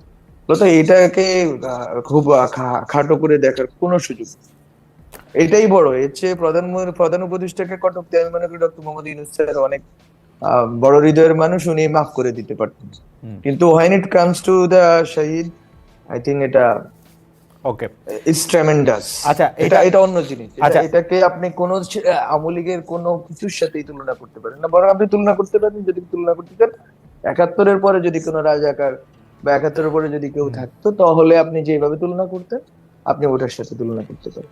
আমার আমার পরবর্তী প্রশ্ন সংবিধান নিয়ে, কিন্তু আপনার কাছে দর্শকদের সবচেয়ে বেশি যে দাবি, যে বিষয়টার দিকে আপনি একটু, আমারও আপনার প্রতি একটা বিনীত অনুরোধ, আপনি এই জিনিসটার প্রতি একটু খেয়াল রাখবেন। সেটা হচ্ছে 43 বিসিএস এর গ্যাজেট প্রকাশ সম্পর্কে। এটা তাদের সবকিছু হয়ে গেছে, তাদের এটা গ্যাজেট কেন প্রকাশ হচ্ছে না সেটা নিয়ে আসলে তারা অনেক কথা বলছেন। আপনি নিশ্চয়ই খুব শীঘ্র হয়ে যাবে, খুব শীঘ্র হয়ে যাবে, আশা করি খুব শীঘ্র হয়ে যাবে। আচ্ছা, আপনি এর আপনি ক্ষেত্রে আপনি নিশ্চয়ই এটাকে সরকার দেখবেন। জি। আমাদের শেষ প্রসঙ্গ, শেষ প্রশ্ন, আপনি বলতে পারেন যে আপনি বাংলাদেশের সংবিধান, আপনি জানেন যে সংবিধান সংস্কারের একটি কমিশন হয়েছিল ডক্টর শাহদিন মালিকের নেতৃত্বে, সেটা আবার ডক্টর শাহদিন মালিক পরে অপরাগতা জানিয়েছেন, তারপরে আমার শিক্ষক প্রফেসর আলিরিয়া যেটা দায়িত্ব নিয়েছেন। কিন্তু আমার প্রশ্ন আপনার কাছে সেটি হচ্ছে যে আপনি বাংলাদেশের সংবিধানে কোন বিষয়গুলি আসলে পরিবর্তন চান? আপনি কি আপনার কাছে এটি আমার একজন নাগরিক হিসেবে প্রশ্ন, যত না আপনি সরকারে আছেন যারা এটি করবেন তার চেয়ে বেশি, যে কোন বিষয়টি আপনি মনে করেন যে এই মুহূর্তে এটি পরিবর্তন দরকার, এইখানে ভারসাম্য আনা দরকার এবং এই বিষয়গুলি ঠিক করা দরকার? আপনি এরকম 2-3টি বিষয় আমাদের সাথে শেয়ার করবেন কিনা?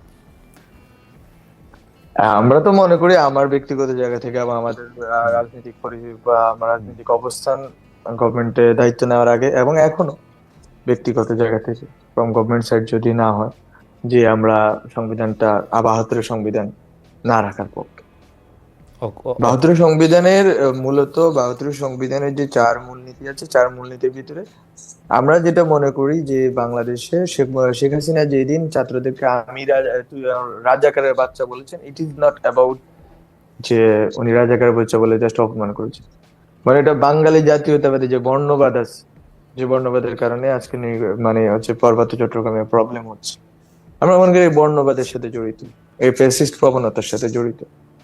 ফলত এই যে 4 মূলনীতি ভিত্তিক যে মুজিববাদী প্রকল্প, যেটা শেখ মুজিবুর রহমান দলীয় প্রকল্পকে রাষ্ট্রীয় প্রকল্প আকারে আমাদেরকে বাধ্য করেছেন 72 সালে, আমরা মনে করি ওইটাকে আমরা এই 4 মূলনীতি যথেষ্ট করে কি দিয়ে প্রতিস্থাপিত হতে পারে? যেমন ধরেন গণতন্ত্র, মানে এই 4 মূলনীতির জায়গাটাই কি অন্যরকম হবে? যেমন এখানে গণতন্ত্র, সমাজতন্ত্র, ধর্মনিরপেক্ষতা এবং ইয়ে থাকছে, সেটা কি অন্যটা হবে? মানে কি হবে আসলে? না, এখন আমার কথা হচ্ছে 4 মূলনীতি ধর্মনিরপেক্ষতা কিন্তু আওয়ামী লীগের ধর্মনিরপেক্ষতা, বাঙালি জাতীয়তাবাদ বা বাঙালি জাতিকে ব্যাখ্যা আওয়ামী লীগের ব্যাখ্যা, সমাজতন্ত্রকে ব্যাখ্যা আওয়ামী লীগের ব্যাখ্যা। ওকে, সংজ্ঞায়নের প্রবলেম, তারপরে আপনার সংজ্ঞায়নের ব্যাপারটা আওয়ামী হ্যাঁ, লীগের আপনি বলছেন। আওয়ামী লীগের যখন এই মানে সংজ্ঞায়নটার যে ইমপ্লিকেশনস গুলো যখন আইনে, যখন বিধিমালায়, যখন নীতি নির্ধারণে প্রতিফলিত হয়েছে, ফলত এইটা এসেনশিয়াল একটা আওয়ামী লীগ রাষ্ট্রই ছিল গত 53 বছর ধরে। ওকে, আওয়ামী লীগ এই রাষ্ট্রের যত দুর্দশার জন্য আওয়ামী লীগের এই সংবিধান দায়ী। ওকে, মানে তার যে ব্যাখ্যা, স্পেশালাইজ ব্যাখ্যা, কিন্তু আমরা তো নিজেরা চাই রাষ্ট্র ধর্মনিরপেক্ষ থাকবে, রাষ্ট্র কখনো ধর্মনিরপেক্ষের বাইরে রাষ্ট্র কিন্তু হতে পারে কিন্তু না। কিন্তু মানে সেটা জাতিরাষ্ট্র কিন্তু সেটা আপনি মূলনীতিতে চান না, ব্যাপারটা কি এরকম? না, মূলনীতিতে চাই কি চাই না সেটা হচ্ছে যে ঠিক হবে, আমরা চাইলে এটা ঠিক হবে কিনা সেটা তো আমি তো বলেই দিলাম, রাষ্ট্রটা ধর্মনিরপেক্ষ হবে। এখন ধর্মনিরপেক্ষতা মূলনীতি রাখলে এখানে সোসাইটিতে আমরা আহ কতটুকু সংবেদনশীলতা দেখি, এবং সোসাইটিতে আমরা কি কোনো রকম আমরা কি এই শব্দটা রাখার জন্য সোসাইটির রিপ তৈরি করবো, নাকি আমরা এই শব্দটার যে ইমপ্লিকেশনস আছে আইনে, নীতি নির্ধারণে এবং জনগণের সর্বজনের মানবাধিকারের জন্য হিন্দু মুসলিম নির্বিশেষে ওইটার দিকে মনোযোগ দিবে, এটা একটা গুরুত্বপূর্ণ প্রশ্ন।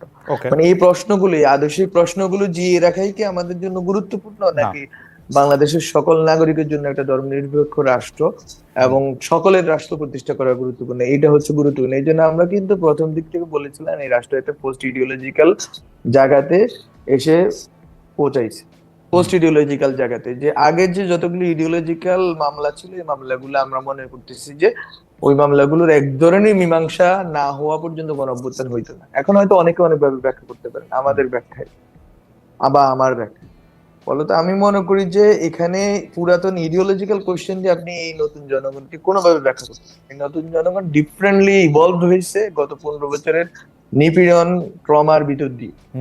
আপনি একে পুরাতন ইকুয়েশন দিয়ে দেখতে পারবেন, বরং 71-এর এই যে ট্রমা এবং এবারকার ট্রমা, আমি এটা ব্যাখ্যা করেছি। আমি নিজেও যখন ছিলাম, কারফিউ চলতেছিল, আমি হুমায়ুন আহমেদের একটা উপন্যাস পড়তেছিলাম, নাম বলে গেছি, কিন্তু ওইটা উপন্যাসটা ছিল কারফিউ নিয়ে। তো ইট ওয়াজ সেম, ইট ওয়াজ লিটারালি সেম। তো আমি মনে করি যে এটা খুবই গুরুত্বপূর্ণ, যে 71-24, কিন্তু মাঝখানে 72-এর যেই দুর্ঘটনা ঘটাই গেছে আওয়ামী লীগ, এই দুর্ঘটনা থেকে বাংলাদেশের জনগণকে মুক্তি দিতে হবে। It is not the question of ideology. Ideological কোয়েশ্চেনে আমরা খুবই ক্লিয়ার কাট যে বাংলাদেশ রাষ্ট্রের রূপান্তরটা কেমন হবে, সর্বজনের রাষ্ট্র হবে, সবার রাষ্ট্র হবে, আমার মনে হয় যে সবার নাগরিক অধিকারের রাষ্ট্র হবে, সবার নাগরিক অধিকারের রাষ্ট্র। এবং এখানে গুরুত্বপূর্ণ জিনিস হচ্ছে যে আমরা এই আন্দোলন থেকে যেই কথাগুলো চলে আসছে অ্যাজ বাজওয়ার্ড আকারে, অ্যাজ বক্তব্য আকারে, সেটা হচ্ছে বৈষম্যহীন একটা রাষ্ট্র, সেটা হচ্ছে সমতা ভিত্তিক একটা রাষ্ট্র, সেটা হচ্ছে মর্যাদা ভিত্তিক একটা রাষ্ট্র। ফলত এই জিনিসগুলো আমি মনে করি ইনকর্পোরেটেড হবে, খুবই খুবই দারুণ ভাবে ইনকর্পোরেটেড হবে নতুন যদি সংবিধান প্রণয়নের সুযোগ আমরা পাই জনগণের সবার সমর্থনে। আমরা মনে করি এগুলো ইনকর্পোরেট হবে, এবং এগুলোই এমন এক আইডিয়াল যেটাতে এই ট্রাঙ্কেটেড এবং হচ্ছে যে আওয়ামী লীগের দলীয় গণতন্ত্র, সমাজতন্ত্র, ধর্মনিরপেক্ষতা। জনাব আলম, আপনি যে বলছিলেন যে 53 বছর ধরে যেটি হয়ে গেছে যে যার মতো করে, বিশেষ করে আওয়ামী লীগ এক ধরনের সংজ্ঞা নির্ধারণ করে যাওয়াতে এগুলি সংজ্ঞায়ন এক ধরনের আওয়ামী সংজ্ঞায়ন হয়েছে। আপনি যেই ধরনের সংবিধান আশা করেন যদি জনগণ চায় সেই ধরনের সংবিধানের ক্ষেত্রে, সেইটার ক্ষেত্রে কি সংজ্ঞার ক্ষেত্রে কোনো প্রবলেম থাকবে না? মানে এটা একদম ওয়েল ডিফাইন্ড থাকবে, মানে আমরা গণতন্ত্র বলতে কি বুঝি, আমরা জাতীয়তাবাদ বলতে কি বুঝি, আমরা ধর্মনিরপেক্ষতা বলতে কি বুঝি, আমরা সমাজতন্ত্র বলতে কি বুঝি, এটা ওয়েল ডিফাইন্ড থাকবে? আমি যদি অয়েল ডিফাইন নাও বলি, আমি মনে করবো যে সবার কনসাল্টেড ওই থাকবে। আওয়ামী লীগ যেটা করছে, নিজের দল এলএফ এর অধীনে নির্বাচন করে প্রাদেশিক সরকারের এমএলএ এবং এমএনএ দেরকে একই স্ট্যাটাস দিয়ে একটা জগাখিচুড়ি গণপরিষদ তৈরি করে একটা সংবিধান বানাইছে। এখন এইবার যদি আমরা সুযোগ পাই, বা আমরা যদি সুযোগ হয়তো পাচ্ছি, আমরা এটা রিফর্ম কমিশন এটা ঠিক করবে। রিফর্ম কমিশনের 3 মাস সময় আছে যে এটা কোনটা হবে। আমরা আমাদের জায়গা থেকে কথাগুলো বলতেছি। এখানে খুবই গুরুত্বপূর্ণ হবে যে সব ধরনের ফ্যাসিস্ট বাদে এবং ফ্যাসিস্ট এনাবলার বাদে সব ধরনের জনগোষ্ঠী, সব ধরনের রাজনৈতিক দল এবং রাজনৈতিক গোষ্ঠীকে এখানে অ্যাকোমোডেট করা হবে, সবাইকে নিয়ে এটা করা, এবং সবার এই যে বাংলাদেশ নামক রাষ্ট্রটির সকলের মর্যাদা সমান হবে, সকলের মর্যাদা সমান হবে। এখানে কোন রকম ধর্মীয় প্রবণতা, এখানে ধর্মীয় যে এক ধরনের উপর নিচ ব্যবধান অথবা কোন ধরনের ধর্মীয় প্রকল্প এখানে আমরা মনে করি যে থাকবে না। কিন্তু এট দ্য সেম টাইম যেই ভুলটা 71 পরবর্তীতে 72 সালে করা হয়েছে, যে বাঙালি মুসলমান একটা বৃহত্তর অংশকে এই রাষ্ট্র গঠনের প্রকল্প থেকে বাদ দিয়ে দেওয়া হয়েছে বিভিন্ন জায়গা থেকে, ইডিওলজিক্যাল লাইনে, ইনস্টিটিউশনাল লাইনে, সেটা আমরা সেই ভুল সংশোধনের আমরা চেষ্টা করব। ফলত আমরা মনে করি রিলিফ থাকবে না, রাষ্ট্রের ভিতরে একটা কনসেনসাস, জেনারেল কনসেনসাস তৈরি হবে এবং কনসেনসাসের ভিতরে বাংলাদেশ রাষ্ট্র শক্তিশালী রূপে আবির্ভূত হবে। ওই কনসেনসাসের জন্য আমরা এই জন্য বলছি যে আমরা একটা ন্যাশনাল রিকনসিলিয়েশন চাই, যেটা আওয়ামী লীগ করে যেতে পারি নাই বলে আমরা গত 53 বছর ভুগি, এবং ওই সংবিধান এই ক্ষেত্রে খুবই গুরুত্বপূর্ণ ভাবে আমি মনে করি যে এটা দায়ী ছিল। লাস্ট প্রশ্ন, মানে এটা আসলে মানে ওইটার মধ্যেই প্রশ্ন, আপনাদের আসলে সরকারের কত দিন লাগতে পারে নতুন নির্বাচন দেওয়ার? আপনারা কি সামনে কোনো সময় দেখতে পাচ্ছেন? মানে এইটা কিন্তু এই কারণে না যে জনাব মাহফুজ আমি আপনাকে মন্ত্রী হিসেবে না দেখতে চাই, আমি আপনাকে অনেকই বেশি মন্ত্রী দেখতে চাই, প্রধানমন্ত্রী দেখতে চাই, প্রেসিডেন্ট সবই দেখতে চাই, কিন্তু নির্বাচনটা দিতে আপনাদের কতদিন সময় লাগবে? নির্বাচনের প্রশ্নটা বেসিক্যালি মানে কি হইলে আপনি বুঝবেন যে নির্বাচনের সময় হয়েছে এখন? এখানে একটা গুরুত্বপূর্ণ কোশ্চেন ছিল যখন আমাকে কোশ্চেন করা হয়েছে বা আমাদেরকে কোশ্চেন করা হয়েছে যে আপনাদের এজেন্ডা কি। আমরা বলছি reforms plus election. Reforms plus election মানে ইলেকশনের প্রসিডিউর চালাইতেও 9 মাসে 1 বছর লাগে। হালনাগাদ করা এত বাংলাদেশের জনগোষ্ঠী তার 2008 সালে নাই, বরং এখানে একটা বড় অংশের তরুণরা এখন ভোটার হয়েছে যারা ভোট দিতে পারে না, তাদের মধ্যে উচ্চাস উদ্দীপনা আছে। ফলত তাদেরকে যদি এই কাজও করতো এটাও 9 মাসে 1 বছর লাগে। তারপরে আমাদের যে রিফর্মস এর প্রস্তাবনা আমরা এটাই বলতেছি যে রিফর্মস প্লাস, আমি আমার জায়গা থেকে ব্যাখ্যা করতেছি এটা যে রিফর্ম প্লাস ইলেকশন হবে, নট অনলি ইলেকশন হবে, নট অনলি রিফর্মস হবে। আপনার সামনে কোনো টাইমলাইন কি আছে? আমাদের সময় শেষ হয়ে যাচ্ছে 1 মিনিট, আপনার সামনে কোনো টাইমলাইন কি আছে? না টাইমলাইন ঠিক করবে রাজনৈতিক দলগুলো। আমরা নিয়মিত কনসালটেশন করতেছি, ওরা মিলে ঠিক ধরেন 5 বছর। না, আমরা বলতেছি না 5 বছর 3 বছর, এটা রাজনৈতিক দলগুলো এবং বাংলাদেশের জনগণ যতটুকু সময় মনে করবে যে রিফর্মস, যতটুকু ইনস্টিটিউশনাল রিফর্মস না করলে আবারও ফ্যাসিস্ট একটা সরকার গঠনের প্রকল্প থাকবে, বাংলাদেশে থেকে যাবে, বা আরো অনেকগুলো পলিটিক্যাল এন্ড ইডিওলজিক্যাল কোশ্চেনের মীমাংসা হবে না, সেই যতটুকু সময় আমাদেরকে দিতে হবে। পাশাপাশি আমরা ইলেকশনের প্রস্তুতি সরকার দিক থেকে থাকবে, বাংলাদেশের জনগণের যে ভোটাধিকার গত 15 বছরে লুণ্ঠিত হয়েছে সেটা যেন ফিরিয়ে দেওয়া যায়। জনাব মাহফুজ আলম, আপনাকে অনেক অনেক ধন্যবাদ। প্রিয় দর্শক, জনাব মাহফুজ আলম আজকে অনেকগুলি বিষয় নিয়ে আলোকপাত করেছেন, সরকারের জায়গা থেকেও আসলে অনেক বিষয় পরিষ্কার করেছেন, নিজের জায়গা থেকেও আসলে অনেকগুলি বিষয় আলোকপাত করেছেন। মাহফুজ আলমের সাথে কথা বলা সব। তো বন্ধুরা, এতক্ষণ আপনারা শুনলেন খালেক মহিউদ্দিনের লাইভে ছাত্র আন্দোলনের শিক্ষক মাহফুজ আলমের বক্তব্য। মাহফুজ আলমের বক্তব্য শুনে আপনাদের কি মন্তব্য অবশ্যই কমেন্ট বক্সে কমেন্ট করতে ভুলবেন না। আর হ্যাঁ, এমন নিত্য নতুন আপডেট খবর সবার আগে পেতে এখনই আমাদের এই পিচ্চি সাকিব ইউটিউব চ্যানেলটি সাবস্ক্রাইব করুন।